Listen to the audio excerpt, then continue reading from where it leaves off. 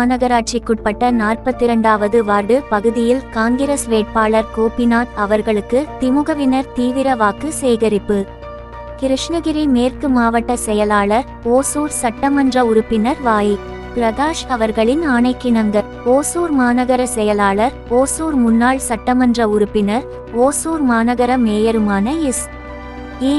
சத்யா அவர்களின் வழிகாட்டுதலின்படியும் ஓசூர் மாநகர தெற்கு பகுதி செயலாளர் கே. திம்மராஜ் அவர்களின் அறிவுறுத்தலின்படியும் ஓசூர் மாநகர 42வது வார்டுக்கு உட்பட்ட பாரதிதாசன் நகர், குமரன் நகர், கிருஷ்ணப்பா காலனி, வள்ளுவர் நகர், குப்புசாமி நகர், ஜனகபுரி லேஅவுட், கோபி கிருஷ்ணா காலனி, தமிழ்நாடு வீட்டு வசதி வாரியம் பகுதி 16, மனோகர் நகர் ஆகிய பகுதிகளில் திமுக தலைமையிலான இந்திய கூட்டணி கிருஷ்ணகிரி பாராளுமன்ற தொகுதி வேட்பாளர் கே. கோபிநாத் அவர்களுக்கு கை சின்னத்தில் வாக்கு கேட்டு வீடு வீடாக பிரச்சாரம் செய்தனர் திமுகவினர். இதில் மாவட்ட பிரதிநிதி முருகேஷ் மற்றும் 42வது வார்டு வட்ட கழக செயலாளர் ஏ.